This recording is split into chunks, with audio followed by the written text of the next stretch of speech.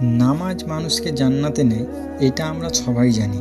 কিন্তু নামাজ পড়েও কি কেউ জাহান্নামে যেতে পারে? এই গল্পটা সেই অস্বস্তিকর সত্য একটি গল্প। কল্পনা করুন, একজন মানুষ বলছে, আমি 5 ওয়াক্ত নামাজ পড়তাম, তাহাজ্জুদ পড়তাম, কোরআন তেলাওয়াত করতাম, তাহলে আমাকে কেন জাহান্নামের দিকে নিয়ে যাওয়া হচ্ছে? উত্তরটা খুবই ছোট, কিন্তু খুবই ভয়ঙ্কর।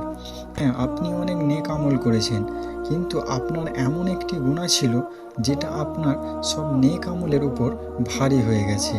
এই গল্পটা সেই মহিলার গল্প যাকে পুরো মহল্লা নেককার বলে চিনত, যে কখনো নামাজ ছাড়তো না, রমজানের একদিনও রোজা মিস করতো না, প্রতি রাতে তাহাজ্জুদ, প্রতি মাসে জাকাত, সাদকা দান করা সবই ছিল তার জীবনের একটি অংশ। কোরআন প্রায় সব সময় তার হাতে থাকতো। বাহ্যিকভাবে দেখলে মনে হতো এই নারী তো জান্নাতেরই মানুষ। কিন্তু আল্লাহ তাআলা শুধু বাহ্যিক ইবাদত দেখেন না, তিনি দেখেন মানুষের অন্তর, তিনি দেখেন মানুষের চরিত্র। আর এই ইবাদতের আড়ালে তার জীবনে লুকিয়েছিল একটি ভয়ঙ্কর গুনাহ, আর সেটা হলো তার স্বামীর সাথে সে ভালো ব্যবহার করতো না। সে খোঁটা দিত, তুচ্ছ করত, কথায় কথায় রাগ, চিৎকার, অপমান করত, তীর্য কথা আর কঠিন ভাষা দিয়ে ধীরে ধীরে একজন মানুষের মন ভেঙে দিত। একই জবান দিয়ে কোরআন তেলাওয়াতও করত, আর সেই একই জবান দিয়ে তার স্বামীর হৃদয় চূর্ণ করত।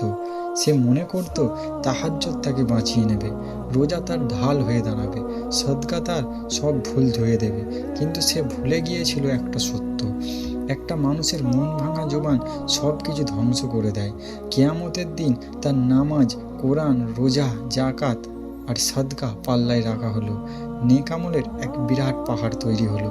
তারপর পাল্লায় রাখা হলো তার জবানের তিক্ত কথা, চিৎকার, অপমান আর স্বামীর মনে দেয়া আঘাতগুলো। আর সেই গুনাহ সব নেক আমলের উপর ভারী হয়ে গেল। সে অবাক হয়ে তাকিয়ে রইল, কিন্তু ফাইসাল্লা তো আগেই হয়ে গিয়েছিল। এখানেই আমাদের জন্য শিক্ষা। যদিও গল্পটা নারী দিয়ে বললেও কিন্তু পুরুষের ক্ষেত্রেও বিষয়টা একইভাবে প্রযোজ্য। আমরা যাদের মনে কষ্ট দিই, সেই আঘাত হৃদয়গুলো আমাদের ইবাদতের বিরুদ্ধে সাক্ষ্য দেয়। মানুষের সবচেয়ে বড় পরীক্ষা শুধু নামাজ, রোজা, সদকাতে না, বরং সবচেয়ে বড় পরীক্ষা আখলাক তথা চরিত্রে। আর সবচেয়ে বড় জিহাদ হলো নিজের ঘরের মানুষের সাথে ভালো ব্যবহার করা। শেষ পর্যায়ে আমরা সবাই একটা প্রশ্নের সামনেই দাঁড়িয়ে যাই, আমরা নামাজে দাঁড়াই ঠিকই, কিন্তু মানুষের সামনে কিভাবে দাঁড়াই? আমরা কোরআন তো ঠিকই পড়ি, কিন্তু সেই কোরআনের আদব কি আমাদের কথাই দেখা যায়?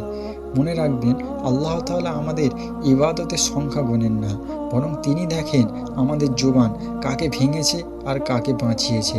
হয়তো কিয়ামতের দিন অনেক নফল নামাজের চেয়ে একটি নরম কথা, একটি চুপ থেকে যাওয়া, একটি ক্ষমা করে দেয়া আমাদের পাল্লাটাকে অনেক ভারী করে দেবে। তাই আজই নিজের জবানটা দেখুন, কারণ হয়তো আপনার সবচেয়ে বড় ইবাদতটা এখনও করা হয়নি।